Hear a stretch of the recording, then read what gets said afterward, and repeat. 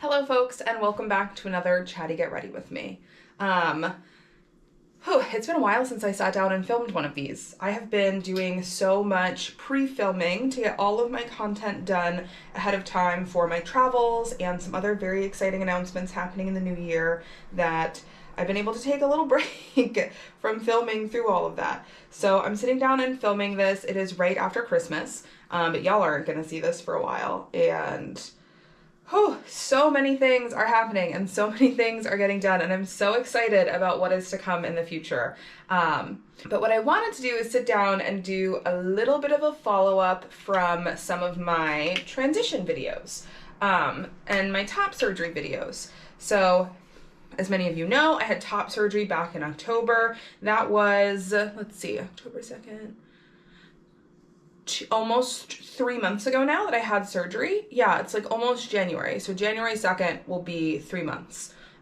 Yes. So it's about 3 months since I've had surgery. I took the month of October off to recover, and then in November got back to work, started getting back out there, and in December I got fully cleared for physical movement and activity, and that's when I've been really returning to living life and being a person. And I made some videos about my experience with top surgery to help those who are potentially interested in doing it themselves, or people who are just curious and want to learn more about the process. And I did a part 1 about all of the research I did before I decided to get top surgery, and how I picked my surgeon and how I planned for surgery and things like that. And then I did a part 2 about the recovery. And that part 2 video was actually kind of difficult for me to make. I think the hardest part with the recovery was really some of the emotional aspects of it.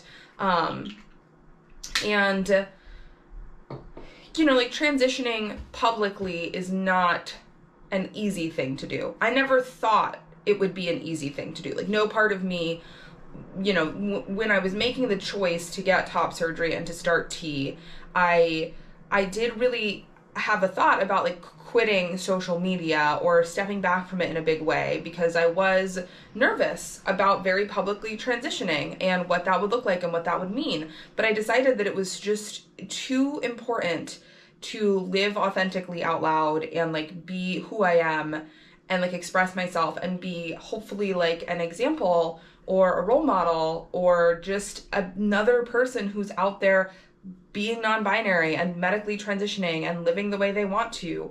And I felt like it was important to do that, even if it was hard. And I was I've gotten plenty of hate on TikTok. My videos have been put in conservative think piece YouTube compilations, and I've been mentioned on gross right-wing podcasts, and I expected all of that, right? I mean, I have yellow hair and a million facial piercings. I just sort of already expected that as a baseline just because of how I was existing pre-transition. I was very prepared to handle that part of it. What I was and kind of continue to be so unprepared for, and I think has been so difficult now that I'm almost 3 months post-op and I'm getting back to living life and doing things, is negativity from within my own communities. That I really wasn't prepared for, and I still find myself really struggling with how to handle. And, I mentioned it in my second top surgery video that I got a lot of negativity from certain people in the piercing community over my transition, and particularly a lot of folks in the trans community who had a lot of problem with me medically transitioning and getting top surgery and doing all of this as a non-binary person. And I've gotten a lot of hate for not presenting in a binary trans way. And when I filmed that video, it was only a month into my recovery. I wasn't really even fully up and about or out and about yet. And now it's been 3 months, and I'm, sitting down to make this video because it was just Christmas, and I went out for a movie on Christmas Eve, and I had a great time, and I wore a cute dress, and I posted that on my Instagram story on my private personal page, not on my public page, and I got more than one message that was Why the fuck did you transition and get top surgery if you're like still wearing dresses and like your hair's down and you have makeup on and you like look so femme? Like, what was the point of this? Like, you're not really trans. You're just like cosplaying a trans person. You're trans trender. And you know, my personal page is not, it's not open to the public. It's only got like people I know or names that I recognize, or like people, I at least like check people's profiles before I accept them onto that page. And so like to get those kinds of comments on my personal page, which is kind of supposed to be like a safe space for me, is really hard. And those comments I think really echo a lot of other comments and like feedback I've gotten since I got top surgery. And especially since I've started like existing and living my life post top surgery. And you know, I've always loved fashion. I've always loved like fun clothing and outfits. And, you know, top surgery has, I've said it since before I got it done, made me more excited to dress more feminine because I like the way those clothes fit me better with no chest. And I think there's something really attractive and really beautiful about these big, broad shoulders that testosterone has given me in like a tiny little dress. And I love the gender fluidity and like gender weirdness of it all. And that was always my goal. And I'm very excited about it. I'm very happy with it. But man, is it pissing people off, especially people in my communities who seem to think that being trans is like a finite resource, and I'm somehow taking that away from other trans people by medically transitioning, but not in the ways that they want me to or think that I should. And it's so weird to me, and it's like genuinely very hard because I expected this from cis people, you know? I expected cis people in my life to maybe have a hard time understanding my gender identity and my gender presentation and being confused when I was shirtless after top surgery and like have been hitting the gym and looking buff and ripped, but I've got my cute little eyeliner on and I got my cute little lipstick on, and it's just this wonderful weird blend of gender. And I was prepared to have to explain that to people. I wasn't prepared for the vitriol from my own community and the negativity from my own community. And to clarify, because the last time I made this video, a few folks reached out and they were like, I don't think people are negatively intentioned, Lynn. I think maybe there's a miscommunication or people are trying to share their own struggles. I'm not talking about interactions like that where maybe like our wires are cross-communicating about gender. I'm talking about point blank trans people, including trans piercers and trans people in the piercing community, telling me I don't deserve to use the label trans because I still present too femininely, because I'm non-binary and I'm not a binary trans person, because I shave my testosterone mustache, you know? I have people telling me that I am treating being trans as just another body mod, as just another tattoo or piercing, because I'm not a binary trans person. And I get told to stop taking up space in trans spaces and in trans conversations, that my own lived experience of taking hormones and getting top surgery and like modifying my body in these ways doesn't count and isn't valid. And I'm not talking about like, there are spaces where binary trans people should be centered because they have more systemic issues to face than we do. There are spaces where trans women especially should be centered and uplifted, where trans women of color should be the voices at the center of the conversation. I agree with that wholeheartedly. And I think in the broad spectrum of the community, like we have to be aware of these intersections of privilege. And I'm not talking about that. I'm talking about spaces where I do think I have a voice that belongs or have something to say, like in top surgery support groups, or talking about my experiences as someone non-binary and like getting top surgery and then wanting to wear cute little femme clothes afterwards, or whatever the case may be. I'm being told that unless I'm a binary trans man, I don't have a place to speak about taking hormones or getting top surgery or things like that. And I just don't necessarily agree with that. I think there might be spaces where my voice should simply be a supporting voice. 100%, 1000%. But I also think that I do have the lived experience of being trans, of taking hormones, of getting top surgery, of medically transitioning. And I think that's a valid thing to want to share and talk about.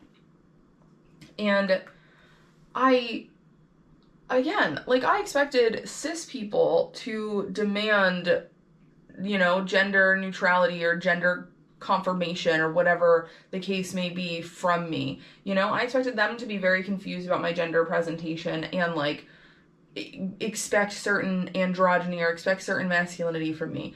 I really did not have it on my bingo card that it was trans people who were going to be the most pissed off about me getting top surgery and then wearing a tiny little dress to go to the movies.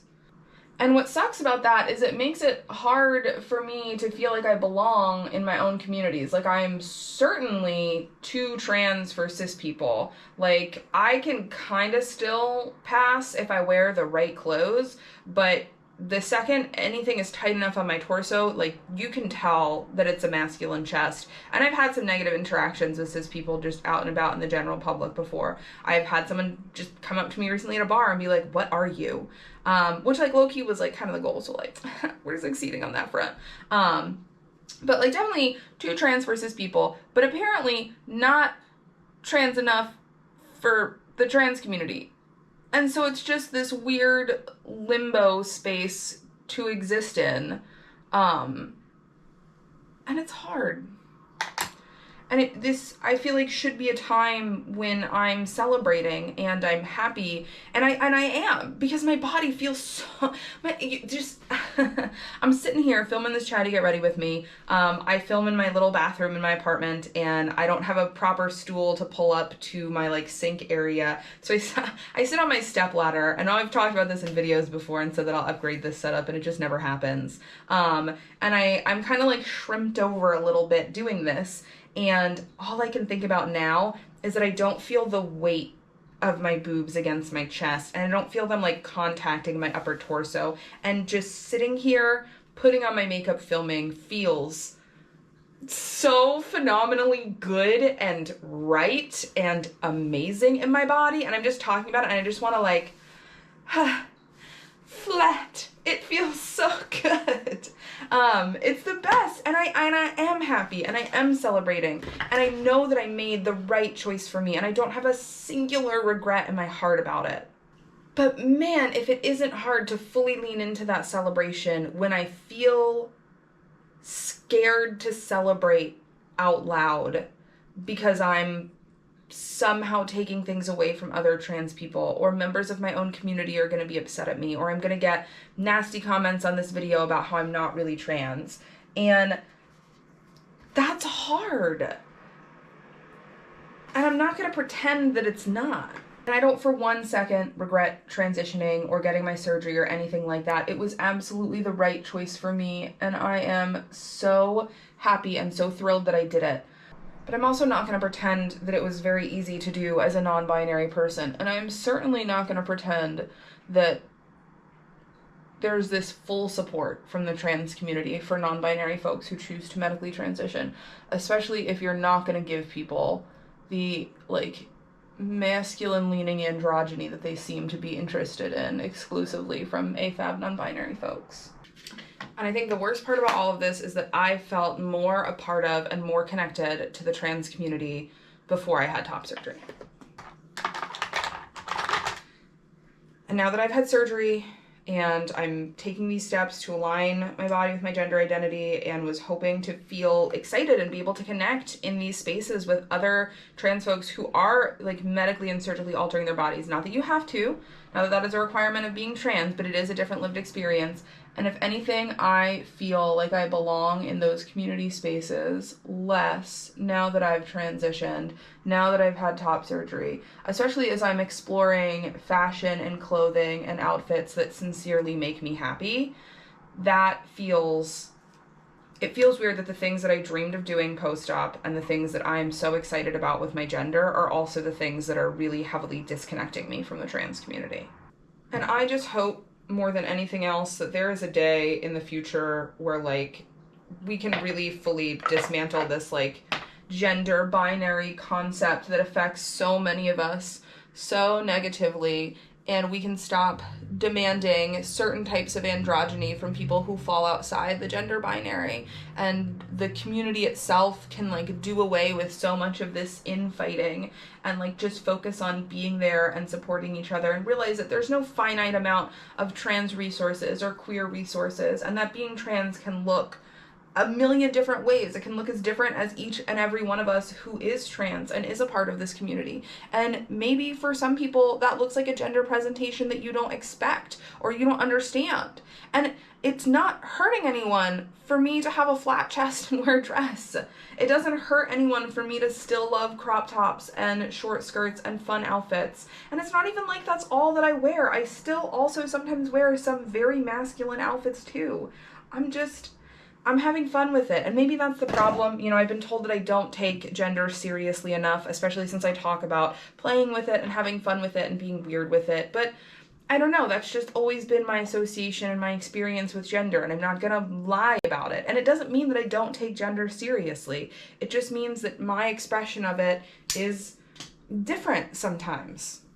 But I do want to take the time to say thank you to everyone who has expressly tried to be supportive to me with this. I've gotten tons of messages from other non-binary folks who've had similar experiences, and from cisgender folks, and even binary trans folks who said that my content and my videos have helped them better understand non-binary identities and non-binary transitions and things like that. And I want you to know that every single one of those messages means the world to me. I actually save them in a little folder titled affirmations on my phone, and when I'm having a really hard or really difficult day, or I get some really nasty fuck shit comments like the comments I got on my cute dress that I posted for Christmas Eve, and I just want to curl up in a ball and delete all of my social media and disappear, I go into that folder and I reread those messages and those comments, and it really gives me a lot of strength and a lot of hope, and it reminds me why I still make content and why I still put myself out there and why it's important to do so, and why it's important to not let those people affect me wanting to live authentically. So if you've left those types of comments or sent me those types of messages, thank you, because it really does mean the world to me, and it keeps me going when people are not so kind or supportive. So that is my little life and transition update. We're almost 3 months in. I'm finally starting to get comfortable in clothes and in my body again, and like getting out there and being Lynn. And I have a bunch of fun, exciting plans in that regard that are coming in the future, and I can't wait to show you all what that holds. And yeah, thanks for sitting down and hanging out today and listening to me have another little gender weird rant, and I'm sure there'll be more of these to come. All right, folks, have an awesome rest of your day, and I can't wait to sit down and chat again next week. Bye.